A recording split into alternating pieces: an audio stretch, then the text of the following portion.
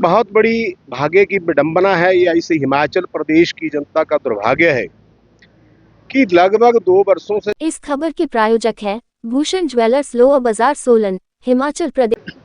मेरा नाम घनश्याम शर्मा, भारतीय राज्य पेंशन महासंघ का राष्ट्रीय वरिष्ठ उपाध्यक्ष हूँ और आज ये जो यहाँ पर कार्यक्रम है उसका मुख्य रूप के ऊपर मैं यहाँ पर संयोजक के नाते उपस्थित हूँ। सर आज ये बहुत बड़ी भाग्य की विडंबना है या इस हिमाचल प्रदेश की जनता का दुर्भाग्य है कि लगभग 2 वर्षों से ज्यादा समय हो गया इस सरकार को जो व्यवस्था परिवर्तन का नारा देकर के सत्ता में आई थी और आज बड़े दुख के साथ ये कहना पड़ रहा है कि जिन लोगों ने सारी उम्र इस प्रदेश की तरक्की के लिए अपनी लगा दी, इस प्रदेश की तस्वीर और तदबीर बनाने में लगा दी, सरकारी नौकरी करते हुए गुजार दी, आज वो उम्र के इस पड़ाव में आकर के हिमाचल प्रदेश के कोने कोने से लोग यहाँ पर पहुंचे हैं, तो ये समझ लीजिए कि सरकार की नालायकी का जीता जागता नमूना है।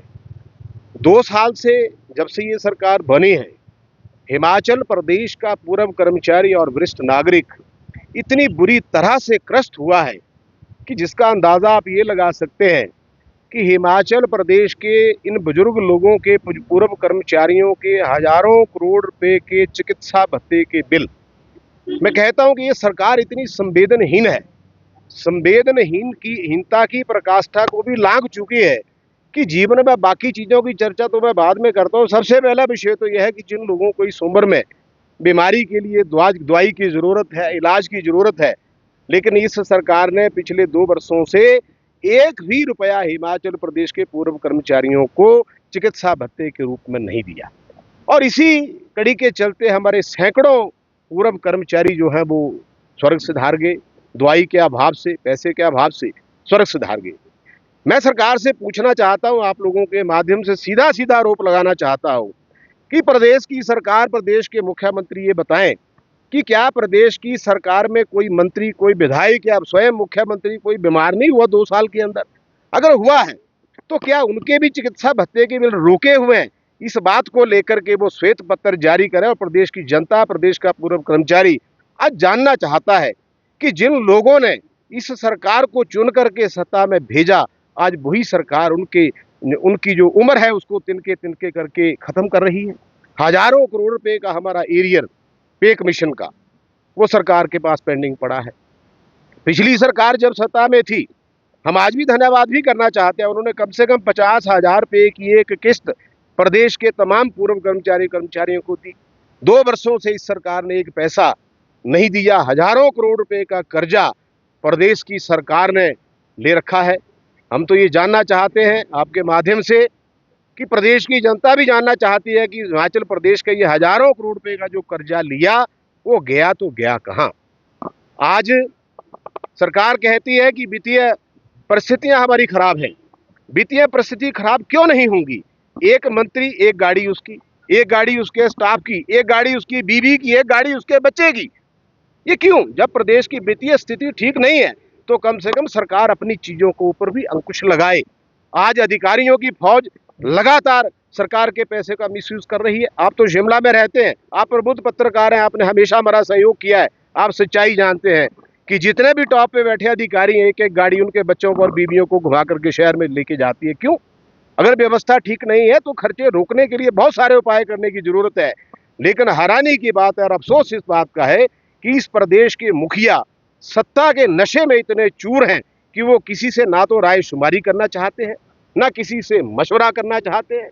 हमने कहा कि आप हिमाचल प्रदेश के पूर्व कर्मचारियों की जेसीसी की बैठक बुलाइए, तमाम संगठनों को बुलाइए, बैठ के चर्चा करेंगे।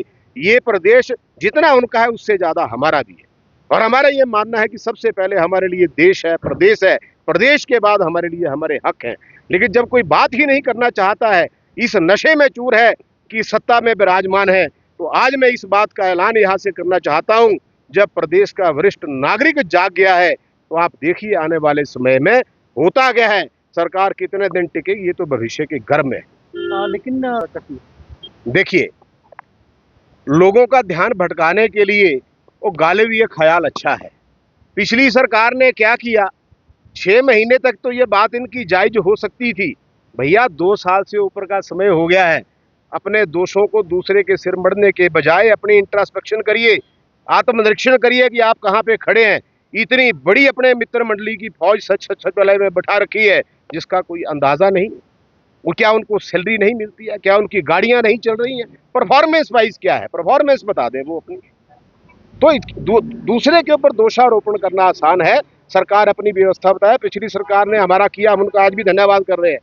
65, 70, 75 का मामला था 2000 और अभी भी 2022 में 31 अगस्त 2022 को हिमाचल प्रदेश के इतिहास में इतनी बड़ी जेसीसी हुई जो आज दिन तक कभी नहीं हुई, जिसके अंदर तमाम बोर्ड कारपोरेशन गए और हमने 65, 70, 75 का वित्तीय लाभ नई पेंशन के साथ सरकार से अनाउंस करवाया। अनाउंस ही नहीं करवाया, 10 दिन के अंदर लोगों के खाते में डलवाने का काम किया, जिससे प्रदेश का पूर्व कर्मचारी आज जिसकी उम्र 65, 70, 75 है, वो 3,000, 5,000, 6,000, 7,000 रुपए का अतिरिक्त लाभ ले रहा है। ये काम सरकार ने किया। आपने किया कि आप ये बताइए, अगर एक किस्त भी आपने एरियर की दी होती, हम आपका गुणगान करते। हम अभी भी कह रहे हैं कि समय है, समय रहते सुधर जाएं। हम 15 दिन के अंदर ज्वाइंट एक्शन कमेटी का ऐलान कर रहे हैं। 15 दिन के अंदर ज्वाइंट एक्शन कमेटी प्रदेश के तमाम संगठनों को लेकर के बना दी जाएगी। और ये जो आंदोलन है, आज तो छोटी सी अंगड़ाई है, ठंड थी, धूप सेकने के लिए प्रदेश भर से लोग यहाँ पे आए हैं। ये धूप भी सेकेंगे और सरकार के खिलाफ गुणगान भी करेंगे, और इसके बाद इसका जो रिजल्ट होगा वो आप लोगों के सामने आएगा। कितनी देनदारियां बैंक में पेंडिंग है? हजारों करोड़। आप सिफरें लगाते लगाते थक जाएंगे भाई साहब। हजारों करोड़ की देनदारी कर्मचारियों और पेंशनरों की है।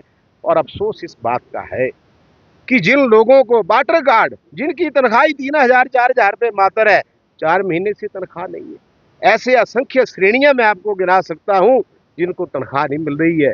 और हमारे प्रदेश के पूर्व कर्मचारियों को अभी तक कम से कम 3-4 जिलों में पेंशन नहीं डाली गई। और आज ये नया एक हैरानी की बात है, ये हुआ सचमुच में व्यवस्था परिवर्तन। क्योंकि आज दिन तक के इतिहास में जब से प्रदेश अस्तित्व में आया है या देश के अंदर काम होता है, तो पेंशन जो है वो एक ही दिन एक ही डीडीओ कोड से पूरे प्रदेश के पेंशनर्स को दे दी जाती थी।